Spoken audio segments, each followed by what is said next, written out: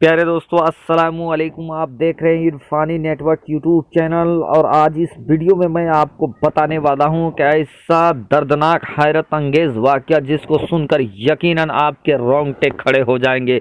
जी हां दोस्तों, जैसा कि आप लोगों ने देखा, मुर्दे जिंदा हो गया। जी हां, और एक नहीं दो नहीं बल्कि 70,000 मुर्दे जिंदा हो गए दोस्तों। जी हाँ, अल्लाह की कुदरत देखिए, अल्लाह की शान देखिए दोस्तों कि अल्लाह तबारक व ताला ने मारने के बाद कैसे 70,000 मुर्दों को जिंदा कर दिया। तो कब, कहाँ, कैसे, पूरा वाकया सुनने के लिए इस वीडियो को शुरू से लेकर अंत तक देखें दोस्तों। और यकीनन यकीनन अल्लाह तबारक व ताला चाहे तो हर कुछ कर सकता है। एवरीथिंग इज पॉसिबल फॉर अल्लाह।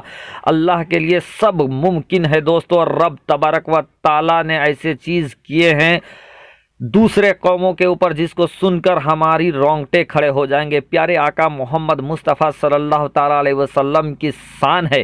प्यारे आका मोहम्मद मुस्तफ़ा सल्लल्लाहु ताला अलैहि वसल्लम को रब तबारक व ताला ने रहमतुल लिल आलमीन बनाकर इस दुनिया में भेजा है। और हम सब बहुत हजारों नहीं करोड़ों करोड़ खुश नसीब है दोस्तों कि हम प्यारे आका मोहम्मद मुस्तफ़ा सल्लल्लाहु ताला अलैहि वसल्लम की उम्मत में पैदा हुए हैं। प्यारे आका मोहम्मद मुस्तफ़ा सल्लल्लाहु ताला अलैहि वसल्लम से पहले जो उम्मतें आई हैं और अल्लाह तबारक व ताला ने उन उम्मतों के ऊपर जो अजाब नाजिल किए हैं उसको सुनकर जानकर यकीनन रोंगटे खड़े हो जाते हैं। और उलमाए कराम से बारहा हम लोग सुनते रहते हैं बनी इसराइल में क्या हुआ, उससे पहले के उम्मत में क्या हुआ, और कैसे कैसे नूह अलैहिस्सलाम की उम्मत के ऊपर रब तबारक व ताला का गैज़ो गजब टूटा, कैसे नूह अलैहिस्सलाम के उम्मत के ऊपर तबाही आया। तो दोस्तों, आज जो वीडियो आप लोगों के सामने मैं रखने वाला हूं, जहां मुर्दे जिंदा हो जाता है, हजरत हस्कील अलैहिस्सलाम। जी हां दोस्तों, हजरत हस्कील अलैहिस्सलाम के दौर पे कैसे रब तबारक व ताला का कुदरत नाजिल होता है और कैसे पूरा 70,000 लोग उनके उम्मत के, हज़रत हस्कील अलैहिस्सलाम के उम्मत के 70,000 लोग कैसे मौत के घाट उतर जाते हैं और फिर रब की मर्जी से कैसे वो जिंदा होते हैं।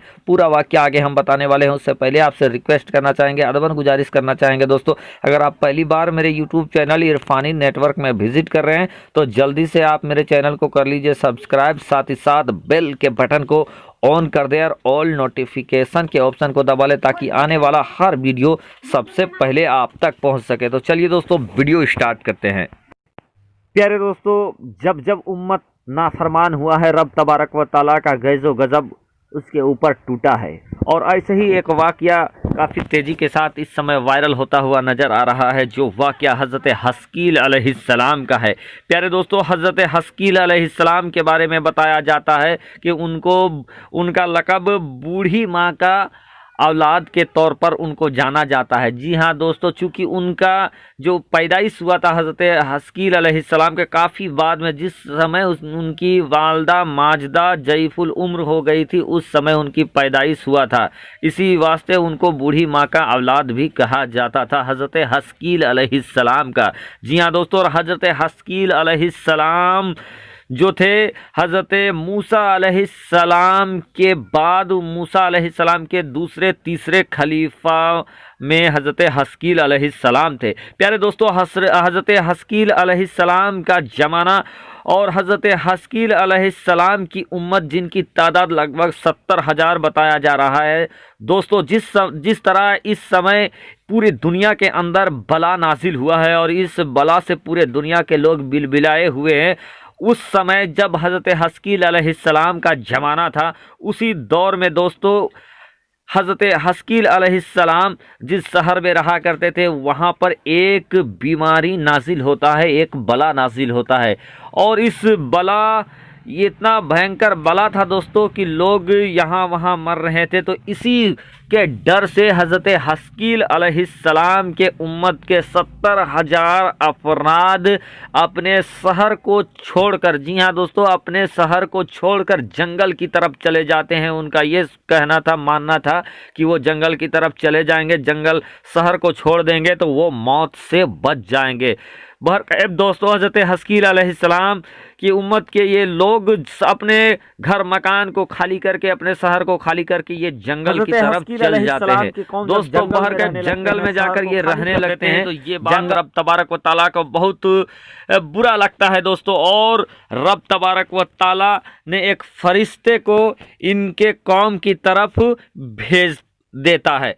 वो फरिश्ता हज़रत हस्कील अलैहिस्सलाम के कौम की तरफ आता है और एक पहाड़ी के आड़ में वो फरिश्ता ऐसा आवाज़ लगाता है, जिस आवाज़ को सुनने के बाद हज़रत हस्कील अलैहिस्सलाम के उम्मत के लोग, उनके कौम गस खाकर ज़मीन पर गिर जाते हैं और गिरने के बाद वो सारे के सारे वहीं पर मर जाते हैं।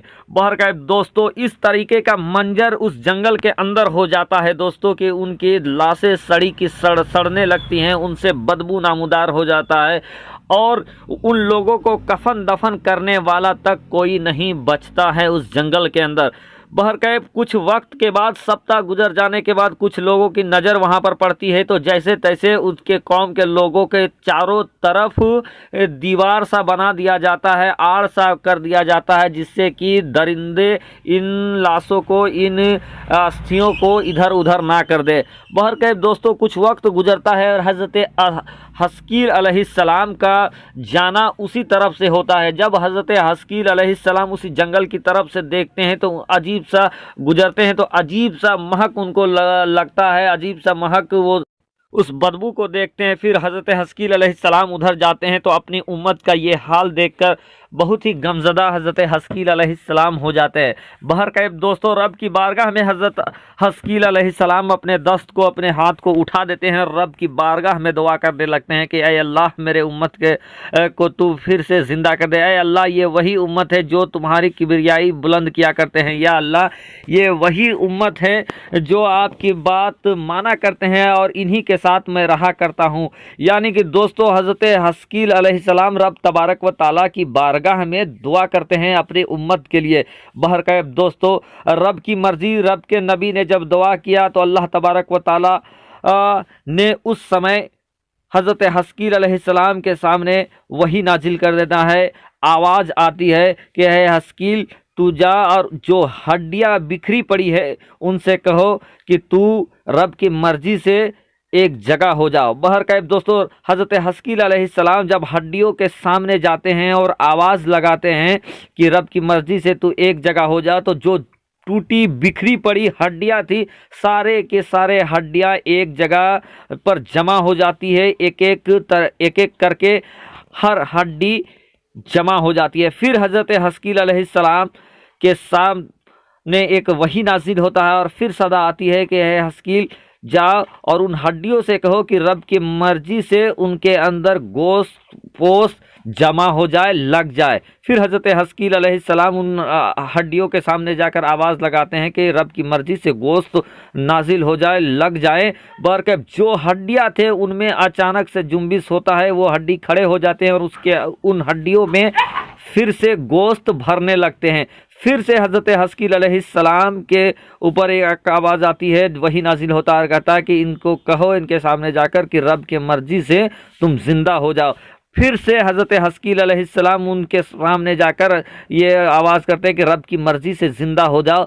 बस दोस्तों हज़रत हस्कील अलैहिस्सलाम का ये सदा लगाना था कि रब की मर्जी से जो 70,000 अफराद हलाक हो गए होते हैं, सब फिर से ज़िंदा हो जाते हैं और ज़िंदा होने के बाद फिर से वो उसी शहर की तरफ चले जाते हैं जिस शहर में रहते हैं। लेकिन दोस्तों इन लोगों के फिर से ज़िंदा होने के बाद ये उतने वक्त तक वो ज़िंदा रहते हैं जितना इनका उम्र था। लेकिन दोस्तों इन लोगों के बाद जो मरे थे उसका असर इस तरह से छूटता है कि ये जब भी कोई कपड़ा पहनते हैं तो वो कपड़ा कफन का शक्ल का हो जाता था, और जैसे कफन में सुलाया जाता है जिससे तरह से मिट्टी लग जाता था, इनके कपड़ों में उस तरह के मिट्टी लग जाते थे।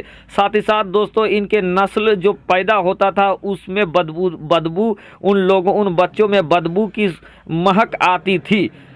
उसके बाद दोस्तों ये लोग जो अब भी इनके ख़ानदान चल रहे हैं यहूदियों में, उन ख़ानदानों से अब भी बदबू की महक आती है, बदबू नामुदार होता है। तो रब तबारक व तआला चाहे तो दोस्तों कुछ भी कर सकता है, जिंदा को मुर्दा कर दे, मुर्दा के जिंदा कर दे, ये रब की शान है दोस्तों।